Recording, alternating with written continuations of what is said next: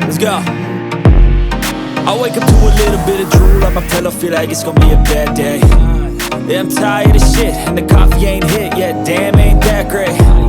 I don't wanna go to work, cause my boss is a jerk, and I'm not even that paid. I need a change in my life, cause I don't feel alive, and there's nothing that makes me happy. Hold my beer for a minute, I'm about to quit my job, cash in for a ticket. I'm going on a trip and I don't plan to visit. I'm gonna stay there till I feel like I'm winning, and this is just the beginning. I need a big change, help me feel like living. I need a big swing, home runs I'm hitting, and I'll never look back, moving on till I get it all.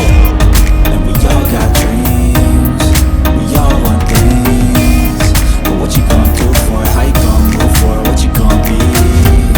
And do you believe you can do anything? But what you gonna do for it? How you gonna move for it? What you gonna be?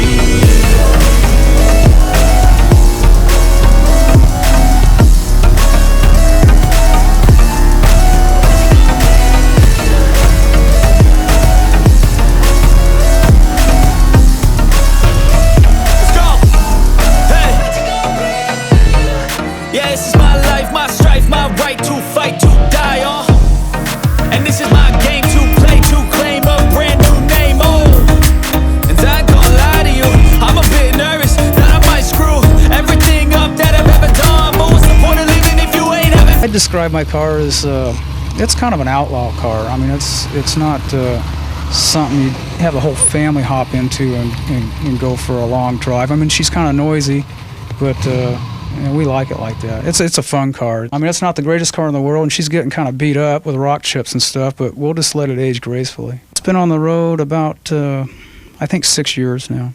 Well, Jake's Coupe was a big influence. It had to be something with dirt tractors and a high boy. I had sold my 34 two-door sedan Resto Rod to finance this project, so it had to be a completely different car than what I had built earlier. I always liked the 60s cars, like mid-60s cars. When I was still on my bicycle, the hot rods that I saw, they all had chrome window frame moldings and tacks on the steering column, louvers, loud, healthy motors, 5-spokes. I love 5-spokes.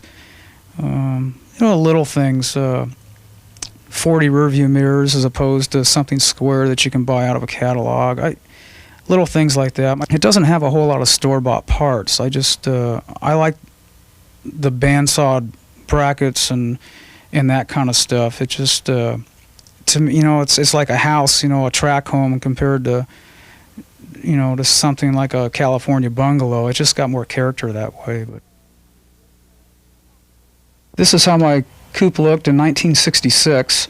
It was bought in Big Spring, Texas by Tony Andrews, who was a pilot in the Air Force.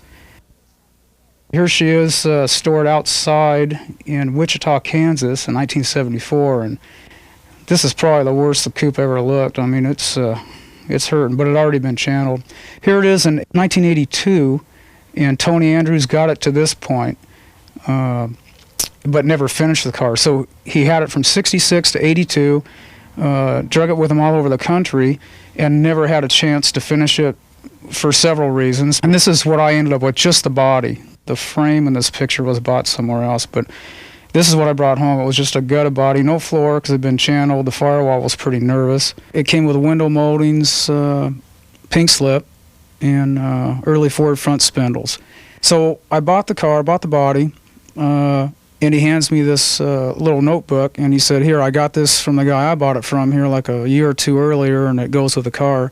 Some of the entries in it, I mean, it's a gas. It's got the $250 price of the car and how it was discovered in a barn. And Darryl Starbird, I suspect, probably channeled the car.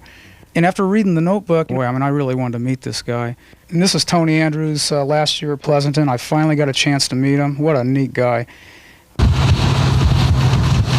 The car's got small block Chevy. It was a very early 327. It's a 62 327, but it's 331 cubic inches now, and it's not a real high-tech motor. I mean, I had the head work done, and it's got a pretty lumpy Engel cam in it.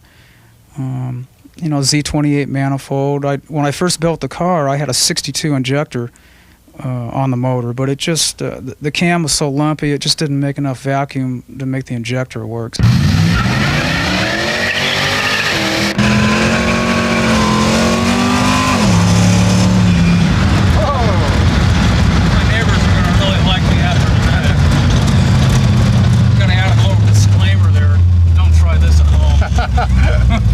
Upholstery was actually, the seat came out of the California Kid car. It was black Naugahyde, but it had red piping on it, so I couldn't live with that. So we got the trusty dye out. So there's still some areas where the red's showing through on the piping, but I mean, it's not the neatest car in the world, but I'm a lucky guy because when I go to rod runs and places, I still get to hop in my favorite car and drive it home.